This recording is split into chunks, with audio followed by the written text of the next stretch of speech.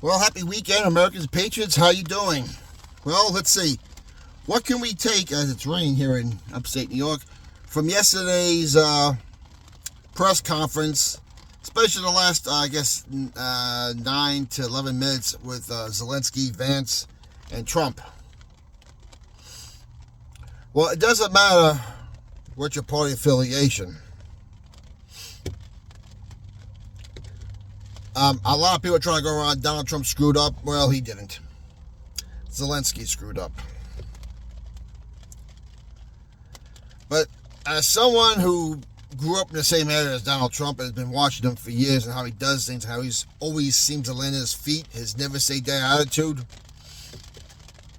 psychology, reading his book, The Art of the Deal. You add the fact that for the last 10 years, Donald Trump's been all kinds of under political persecution and pressure. Since he came down that flight of stairs in July of 2015, he has learned to be very patient and very calculated, even though he was that beforehand. Because when you're in New York City, you're dealing with unions and all kinds of stuff, and the government, you gotta be. But now that he's been in it, in D.C. for 4 years, and now doing this term, and took a break between 4 years, the man is more knowledgeable than ever. And he's about 5,000 moves ahead of everyone, but I don't expect the people 5,000 moves behind to be able to see it because, well, that's why they're 5,000 moves behind. They knew, both Vance and Trump knew what was going to happen yesterday. They're not stupid.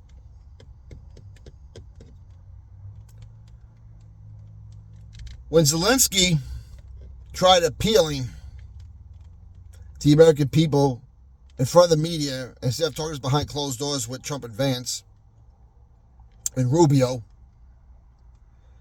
J.D. Vance immediately stepped in and said how they respect the office and how they respect Donald Trump, and he was right. This was an awesome move. You gotta understand something. Zelensky is a puppet. He's made a lot of money off the betrayal of his own country and destruction of his own people, which is why he won't allow free elections. But when Zelensky says he needs the guaranteed securities of the United States, what he wanted and what the deep state wants more than anything, they want Ukraine in NATO. Because if that happens, then the United States, by treaty, by agreement, are forced to defend Ukraine. Now, consider the much larger impact of this.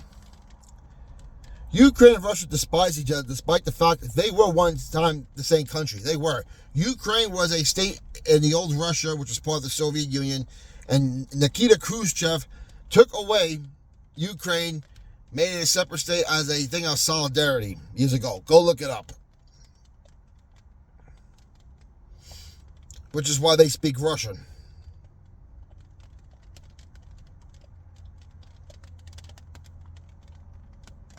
So, if Russia does attack Ukraine and they're a NATO member, now we're looking at World War III. That's why Donald Trump says, you're flirting around, you're messing around with World War III. And he was right. Because you make Ukraine part of NATO, that's exactly what's going to happen, and that's what Trump's trying to avoid. As well as he should be. And if that happens, Russia's next door neighbor, China, would have to choose a side. And by default, it's going to choose Russia. Why? Because of the BRICS system. What does BRICS stand for? Brazil, Russia, India, China, South Africa. The nations that started a money-backed gold system, which is what all this is about. It's about the central bankers, as it's always been.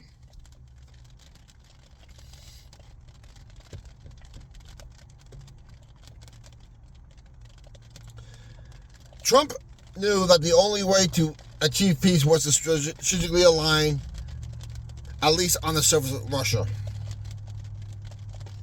Because Russia is not going to sign a peace agreement if Ukraine is a NATO member. They're not. And Putin has told them this years in advance. Before Trump even thought about running for office, before Obama came in office, he made it clear he was not going to accept Ukraine being a NATO member. If you don't know why, look at a map. On the southern coast of Russia is the only port where Russia could put its navy for the entire year without having to worry about the waters freeze up. It's also a place where a lot of its oil and gas lines run under.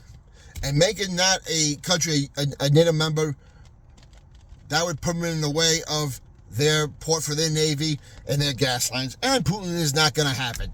This is no different than when the Soviet Union tried putting missiles into Cuba in the 1960s.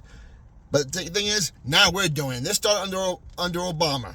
Actually started at the very, very end of the Bush second term with the attack on South Ossetia, Georgia. Then he attacked Crimea under Biden. And he haven't given it back. And now the mess under Biden with the piece of the 4 years we had with Trump in between.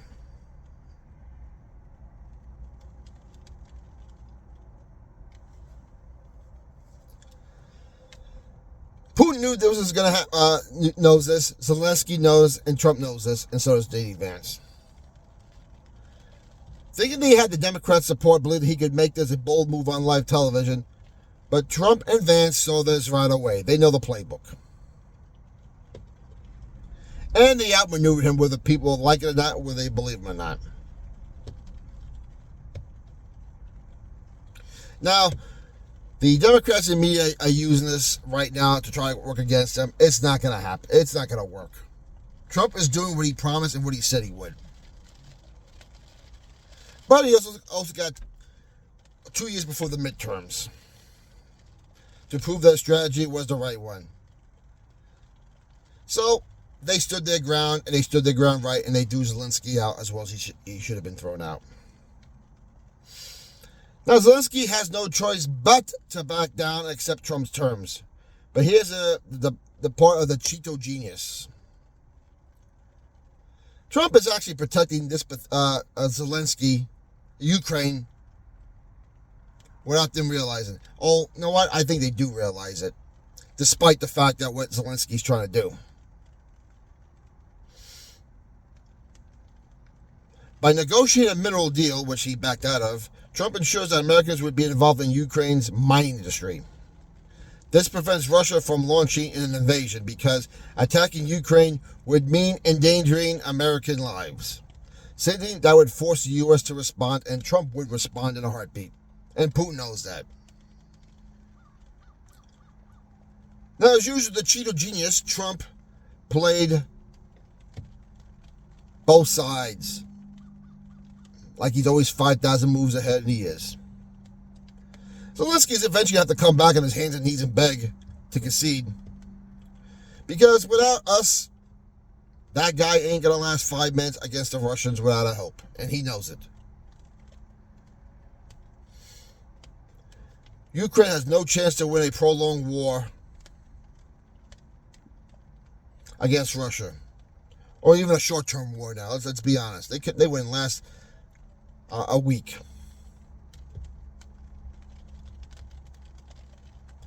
And once the U.S. companies have mining operations over there, Putin would not be able to attack without triggering massive international consequences. And this is why we saw what we saw yesterday. I'll say it again. I was mad when Biden stole the election. But you know what? The best thing that might have ever happened was letting Biden steal the election, commit all the crimes, let the American people see everything. Because now Trump is using that against him. He's making his case, and the American people are going to back him no matter what the media tells you. The media has lied to you about everything. January 6th, Russian collusion. Taking one for the team, the old jab. 6-foot distancing, blah, blah, blah. Keep the country in prayer. Keep Trump and Vance in prayer. Keep Ukraine in prayer despite Zelensky. Keep the world in prayer.